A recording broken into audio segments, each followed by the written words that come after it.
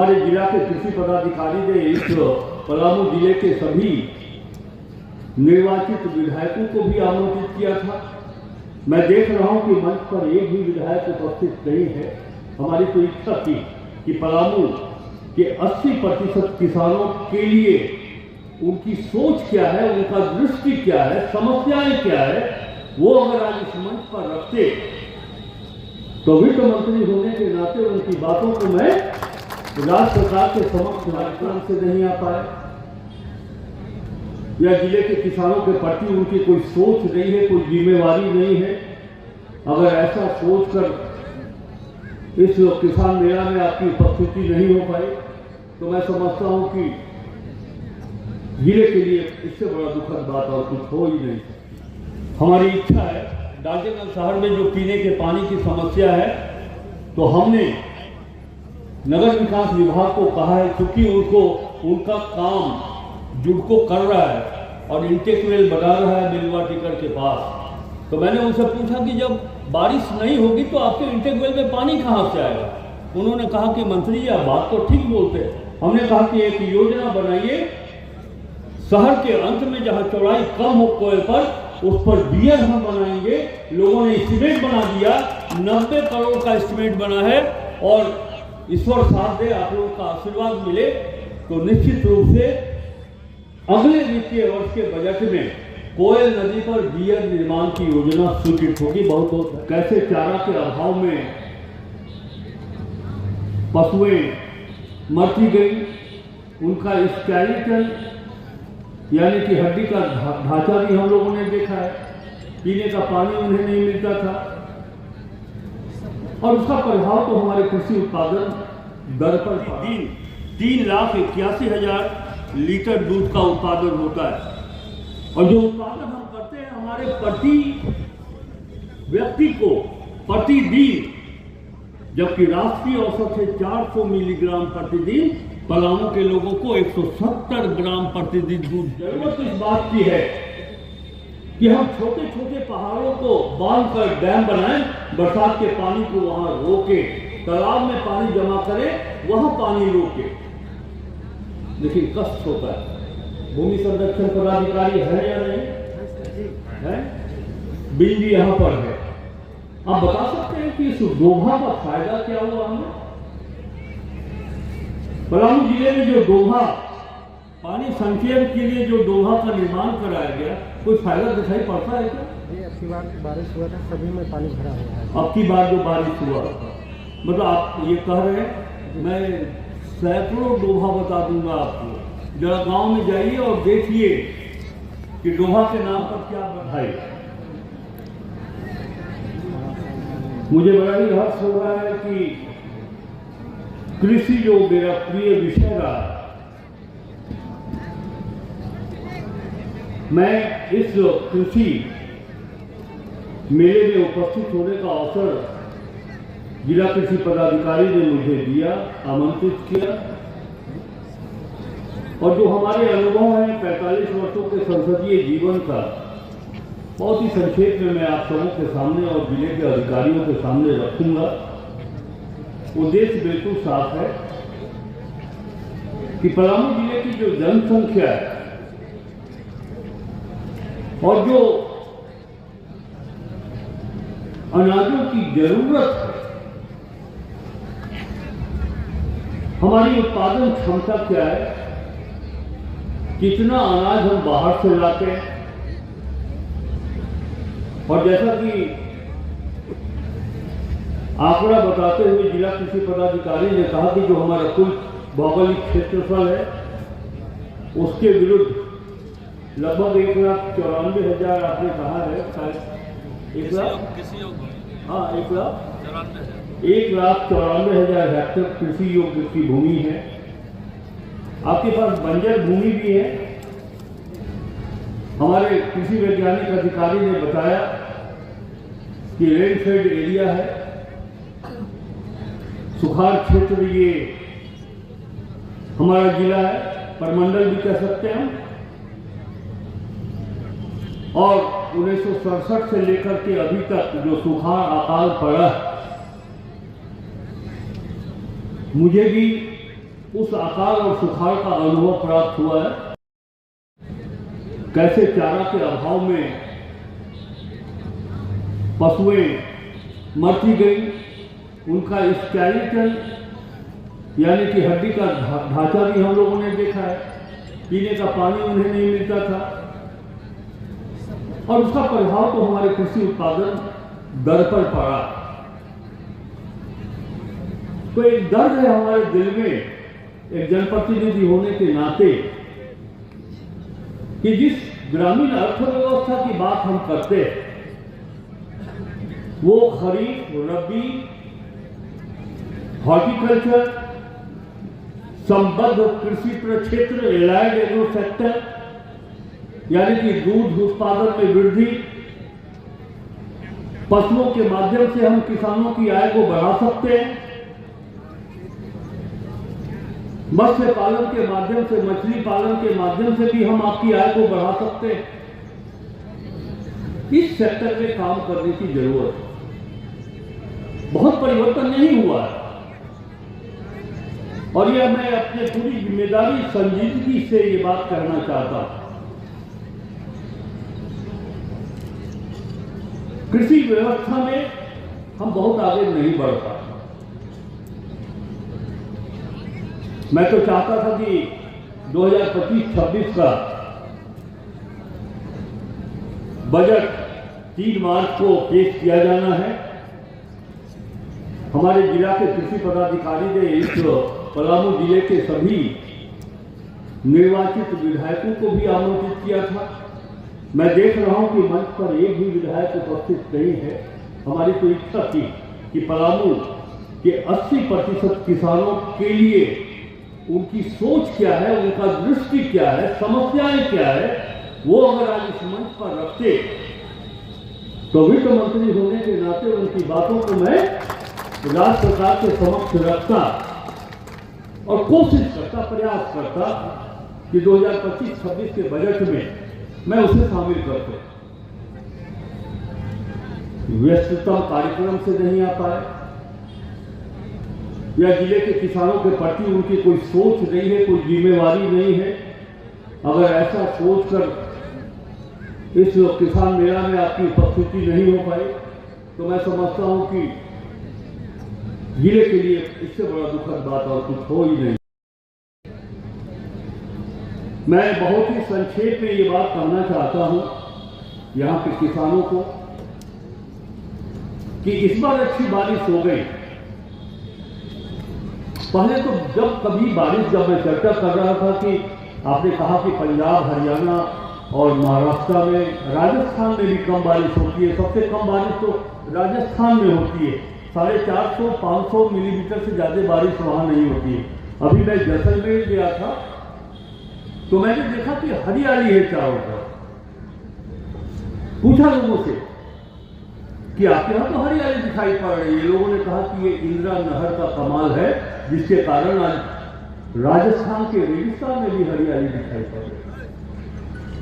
हमारा दुर्भाग्य यह है, हमारे राज्य का, पलामू का दुर्भाग्य यह है कि जब कभी ईश्वर हमें 600 मिलीमीटर बारिश देती, हम उस वर्षा जल को बचा नहीं पाते। वो मलय से, वो अमानत से, औरंगा से, जिंजोई से, पीली से वो पानी निकलता है, कोयल में मिलते हुए गंगा में चला जाता है और फिर अंततः समुद्र में जाता है। वर्षा जल 20% ही हम उपयोग करते हैं, 80% वर्षा जल को हम बचा नहीं पाते। चाहे यही है, अगर बढ़िया से इसकी समीक्षा कर ली जाए तो पलामू में 15 से 18% से अधिक खेतों में सिंचाई का पानी नहीं पहुंचता, व्यवस्था ही नहीं, योजनाओं का चयन सही ढंग से नहीं करते। चाहे वो लघु सिंचाई विभाग हो, मध्यम सिंचाई विभाग हो या वृहद सिंचाई विभाग हो। वृहद सिंचाई की बात तो मैं एकदम इसलिए नहीं करना चाहता हूं कि हजारों करोड़ रुपए की लागत से मंडल डैम आज तक वो मूर्त रूप नहीं ले सका। और मैं तो अपनी सरकार को भी ये बताया हूं कि वृहद सिंचाई योजना जो पुरानी है उसी को चलाइए नई वृहद सिंचाई योजना लेने की आवश्यकता इस राज्य में है नहीं है। जरूरत इस बात की है कि हम छोटे छोटे पहाड़ों को बांध कर डैम बनाएं, बरसात के पानी को वहां रोके, तालाब में पानी जमा करें, वहां पानी रोके। लेकिन कष्ट होता है। भूमि संरक्षण पदाधिकारी है या नहीं है? बिल जी यहां पर है। आप बता सकते हैं कि इस डोभा का फायदा क्या हुआ हमें? पलामू जिले में जो डोभा पानी संचयन के लिए जो डोभा का निर्माण कराया गया, कोई फायदा दिखाई पड़ता है क्या? ये अब की बार बारिश हुआ था, सभी में पानी भरा हुआ है। अब की बार जो बारिश हुआ, मतलब आप ये कह रहे हैं, मैं सैकड़ों डोभा बता दूंगा आपको। जरा गांव में जाइए और देखिए कि डोभा के नाम पर क्या बना है। डोभा सर हम लोग के यहाँ से नहीं है, पहले था भाई, पहले था, अभी आपके यहाँ से नहीं है। ये स्थिति है, मैं जानता हूं। हम अपने क्षेत्र के विधायक के नाते मैं गांव का नाम बताता हूं। चलिए, काला पहाड़, मालादा, और यहां पे है नीमिया पाटन में। दर्जनों गांव मैं बता सकता हूं जहां डोभा दिखाई नहीं पड़ता है कि डोभा कहां पे है। यदि योजनाओं का हस्र इस प्रकार होगा तो फिर न हमारे किसान मजबूत होंगे, न यहां कृषि दर कभी आगे बढ़ेगा। और हमारी मान्यता है, मैं जानना चाह रहा था मत्स्य विभाग को, मैंने इसलिए कहा कि आप सामने आइए और बताइए कि मछली उत्पादन के लिए पलामू जिला कितना उत्पादन करता है और कितना हम बाहर से मछली मंगाते हैं, बताइए, आप बता दें। सर, हमारा पलामू जिला का जो टारगेट है अभी तक 85 टन है सर। और हमारा अभी जो उत्पादन अभी तक का जो है वो 600 टन है सर। 85 में 600 मतलब 8,500 मैट्रिक टन में 6,000।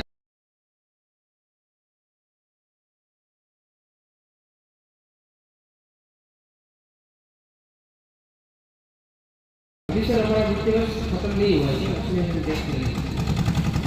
पता नहीं वित्तीय वर्ष कब खत्म होगा आपका।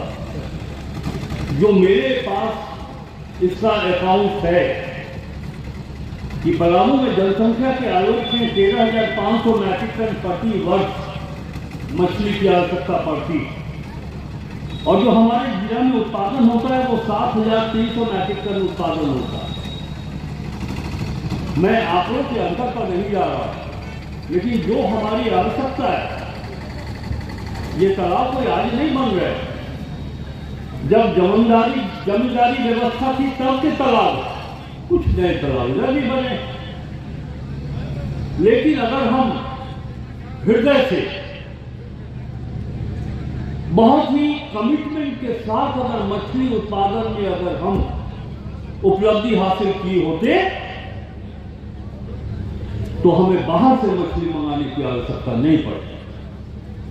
हमारे नौजवान जो गांव में बेरोजगार हैं वो आर्थिक रूप से मजबूत होते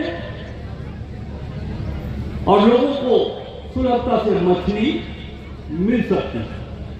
हम आज आंध्रा से मछली मंगाते हैं, केरल से मंगाते हैं, पश्चिम बंगाल से मछली मंगाया जाता है, और सिर्फ हम जरूरत की बात नहीं कर रहे कि हमारी खपत क्या है प्रति वर्ष। मैं तो ये कहना चाहता हूं कि इतनी मछलियों का उत्पादन हो कि हम अपनी जरूरत को पूरा कर सके और रांची, जमशेदपुर, धनबाद ऐसे जगह में पलामू मछली का आपूर्ति करें। इस लक्ष्य को लेकर के चलना पड़ेगा। मैं दूध उत्पादन की बात करना चाहता हूं। जिले में प्रतिदिन 3,81,000 लीटर दूध का उत्पादन होता है, और जो उत्पादन हम करते हैं हमारे प्रति व्यक्ति को प्रतिदिन, जबकि राष्ट्रीय औसत है 400 मिलीग्राम प्रतिदिन, पलामू के लोगों को 170 ग्राम प्रतिदिन दूध मिलता है। क्यों नहीं आपका लक्ष्य होना चाहिए कि साहब 400 राष्ट्रीय औसत है तो हम कम से कम 300 तक यहाँ उपलब्ध कराएं लोगों को? आपको ये पता होना चाहिए कि पलामू की 70% महिलाएं खून की कमी से ग्रसित है। 0 से 5 वर्ष तक के जो बच्चे हैं, लगभग 48% वो बच्चे कुपोषण के शिकार हैं। कृपया बैठ जाए। पलामू के एसपी से बात करिए, जहां जहां पुलिस पिकेट स्थापित है, क्यों नहीं आप बकरी पालन की योजना वहां देते हैं, दूध उत्पादन के लिए दुधारू गाय की योजना वहां देते हैं। वहां कई कंपनी वहां पोस्टेड है। जब वहां के लोगों को बकरी पालन दीजिएगा, दूध उत्पादन के लिए जब आप दुधारू गाय दीजिएगा, तो उसको मार्केटिंग करने के लिए 10 किलोमीटर नहीं जाना पड़ेगा। वहीं पुलिस पिकेट के जवान खस्सी का मटन भी खरीदेंगे, दूध भी उन्हीं से खरीदेंगे, अंडा भी उन्हीं से खरीदेंगे। ये आपका वीजा नहीं बनता है क्या? ये काम क्यों नहीं करते आप? बहुत अफसोस होता है मुझे। और ये बात मैं इसलिए कर रहा हूं कि यहाँ के लोगों ने मुझे 6 बार विधायक के रूप में चुना है, और इस बार तो ऐसा चुना है कि इतना बड़ा मंत्रिमंडल में एक विभाग मुझको मिल गया है। अब अगर इसकी रक्षा नहीं कर सके, हम पलामू के विकास की बात नहीं सोच सकेंगे, तब तो मेरे लिए दुर्भाग्य की बात है। मैं देखता हूं 6 बार मैं भी विधायक रहा, मैं किसी दूसरे के ऊपर दोषारोपण नहीं करता हूं। मैं खुद से सवाल करता हूं कि राधा किशोर, पिछले 5 बार 25 साल तक तुम विधायक रहे, क्यों नहीं पलामू में किसानों के फसलों की रक्षा के लिए, फल और सब्जियों की रक्षा के लिए एक कोल्ड स्टोरेज क्यों नहीं बनवा पाए? ये प्रश्न मैं अपने साथ से करता हूं। अफसोस की बात है, गांव में टमाटर की उपज होती है, आलू की उपज होती है, औने पौने दाम में लोग बेच देते हैं। अगर कोल्ड स्टोरेज सरकारी होता तो अपने उत्पाद को उस कोल्ड स्टोरेज में रखते, और जब दामों में बढ़ोतरी होती तो उस उत्पाद को निकाल करके बाजार में बेचते। मैंने आपसे पूछा था जिला के पदाधिकारी जी कि बहुत किसान मेला हमने अटेंड किया है, कोई इनोवेटिव बात हो तो बताइए। इनोवेटिव बात के रूप में मैं यही कहना चाहता हूं कि ये जो ड्रिप सिस्टम सिंचाई आपका है, कहां है ये आप बताइए। अपना पलामू के धरती पर होनी चाहिए, ये हम प्रयास करें। मैंने इस विषय को छेड़ा भी है कैबिनेट की बैठक में, लेकिन आपसे भी अनुरोध है कि खरीफ और रबी से थोड़ा बाहर निकलिए। अगर सचमुच आपको अपने बच्चों को अच्छी पढ़ाई देनी है, उनका भविष्य देखना है, तो बागवानी के ऊपर बढ़िए। हमारे यहाँ का जो वातावरण है, जो क्लाइमेट, ठीक है, हमारे यहाँ का जो सॉइल हेल्थ है वो आर्सेनिक है, उत्पादन दर हमारे इस पलामू में कम होता है। संबंधित विभाग उसे दूर करने का प्रयास करेंगे हेल्थ ट्रीटमेंट के माध्यम से, लेकिन अब आपकी जरूरत है कि कम वर्षा वाले उपज पर आप ज्यादा ध्यान दें। कि राज्य की तरफ पलामू में भी महिलाओं की आधी आबादी, केसीसी कार्ड राधा किशोर को मत दीजिए, राधा किशोर के पत्नी को दीजिएगा तो ऋण भी वापस होगा और वो फिर से कृषि ऋण अगले बार भी लेने के लिए सक्षम हो सकेंगे। यानी कि महिलाओं को प्रमोट करिए, सारा काम तो महिलाएं करती, हम लोग तो चौहट, बुरा मत मानिएगा तो, हाँ मेरा वोट मत बिगाड़िएगा।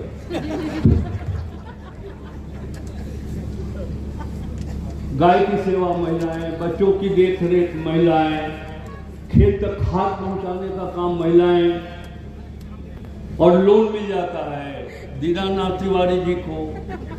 अब उस लोन का कितना उपयोग दीना जी कृषि के क्षेत्र में करते हैं ये तो जांच का विषय है। लेकिन जब महिलाएं लोन लेंगी तो जिस चीज के लिए महिलाओं के पास पैसा जाएगा उसी चीज पर खर्च करेंगी।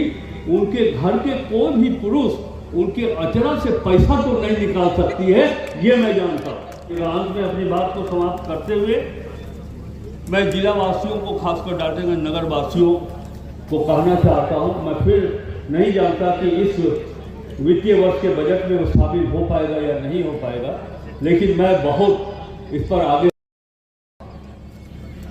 हमारी इच्छा है।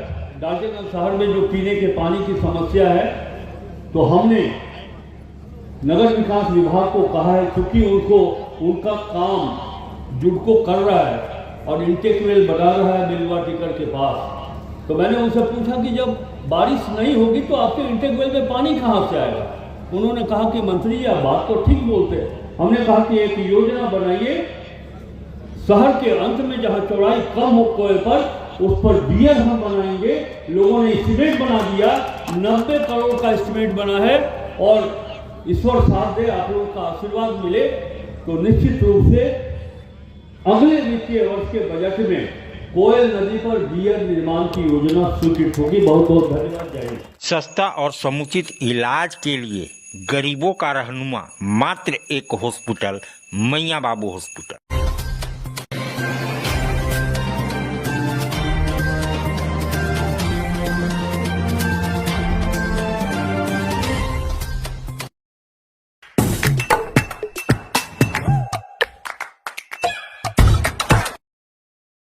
आज आप दिल्ली दरबार आए हैं। दिल्ली दरबार अपने आप में पूरे डाल्टनगंज को समेटने के लिए तैयार है, क्योंकि गांधी उद्यान पार्क में दिल्ली दरबार जब से आया है रौनक बढ़ गई है।